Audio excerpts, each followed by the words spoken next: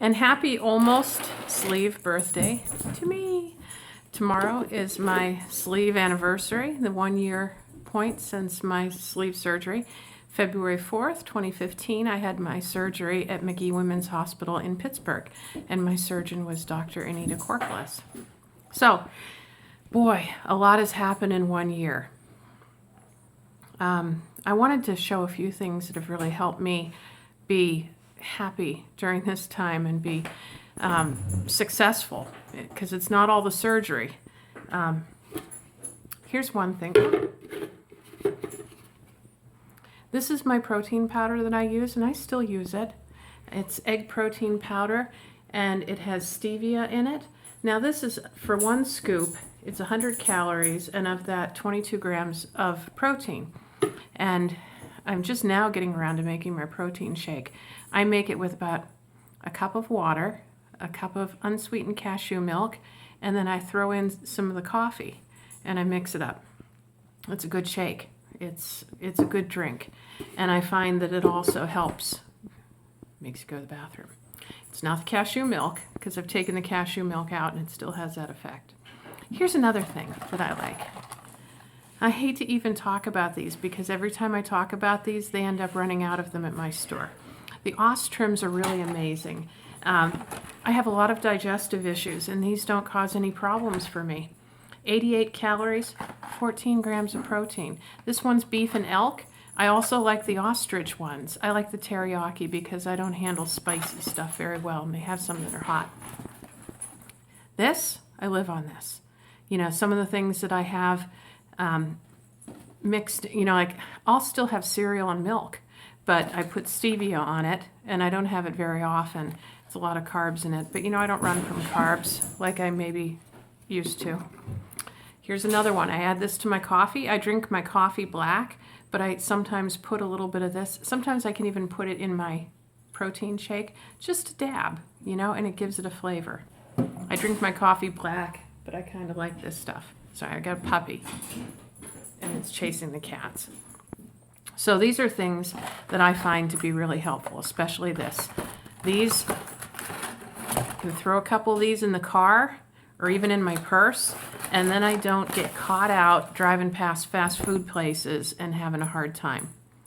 So when I started this out, I was a size 5X on the top and a size 3X on the bottoms. I've always had kind of slender legs, but they got to be pretty big.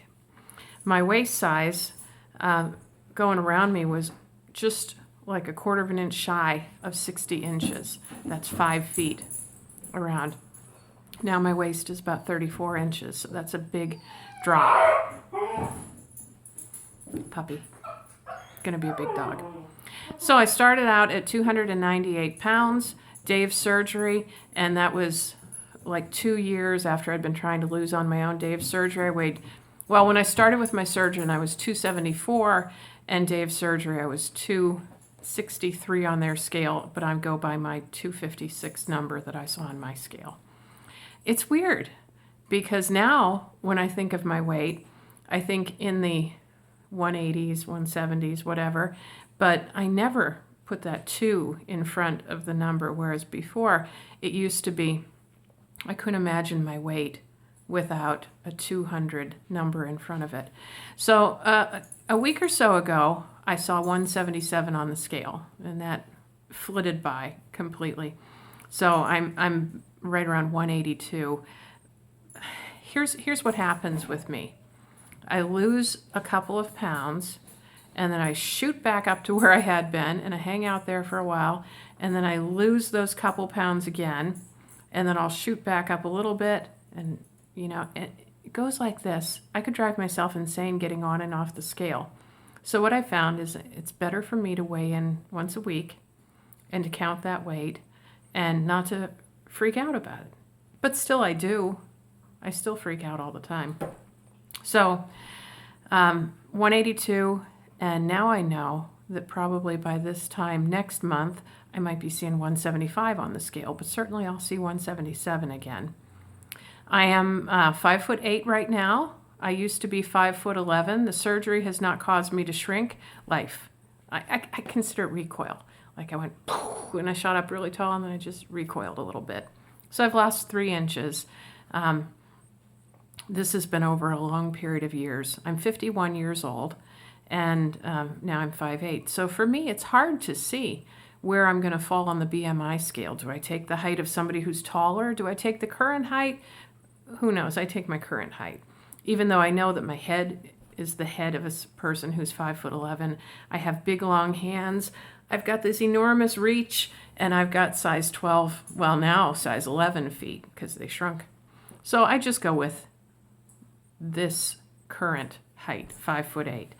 And my doctor, my GI doctor, has said that my weight ought to be somewhere around 160. So, you know, that's kind of what I'm shooting for. And it's been a year and I'm not there. I didn't really expect that I would be.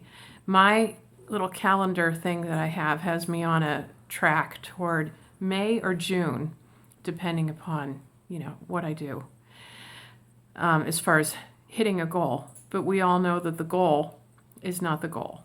The goal is to stay in a certain weight range for the rest of our lives. That's the goal. So will I hit the goal ever? I'll only know that at the end of my life. But that's what I want to do, is to be able to do the maintenance thing.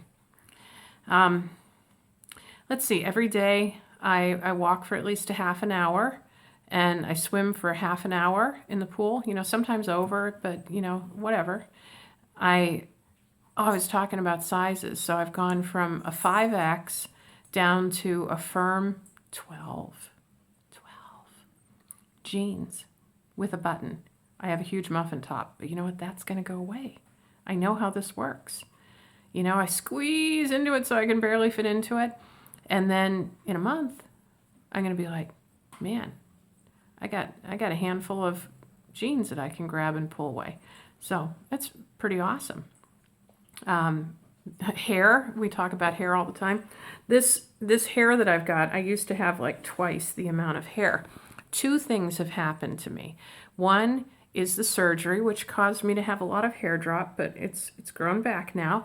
Another one is I was kind of getting in that menopausal thing, but I kept having periods sporadically. Well, I had my last one just 5 days before my surgery, and I have not had a period since then. So I'm officially menopausal.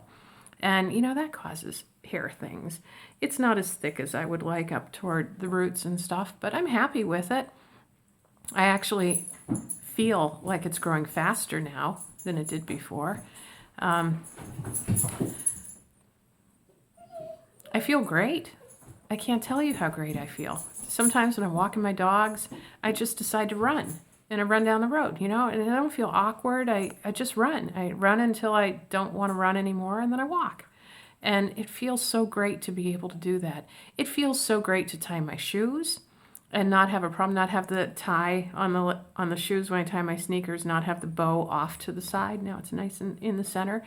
I cross my legs all the time without even thinking about it. You know, there's things that bug me, like, okay, under here, you know, I've got loose skin, but hey, at least it's not filled skin.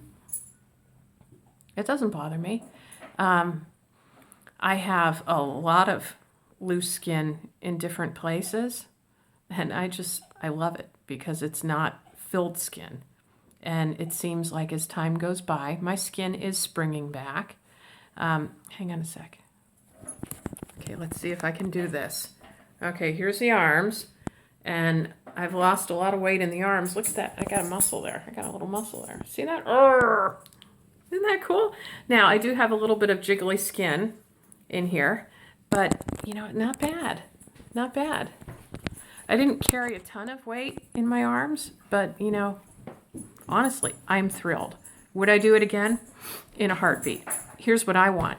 I want to hear from people who have had the mommy makeover surgery, especially at this age, you know, in the 50-ish, talking about, you know, chest reconstruction and the tummy tuck with peniculectomy.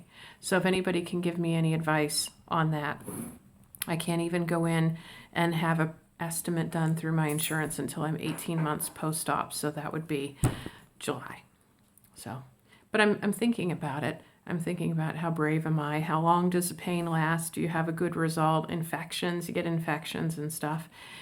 I'm documenting skin breakouts that I have so that I have some facts to back up a paniculectomy, and hopefully that will cover my anesthesia and some of the other stuff. And then some of the extra stuff that I'd like to have done would just be on my own dime. You know, it's not necessary and I could get through my life without it, but I've breastfed for a cumulative total of 9 years. I want my body. I want the body. I can't even say I want my body back. I want the body that I never had. I just don't want to, you know? I just want it. So anyway, here's to me and Dr. Corkelis. Thank you.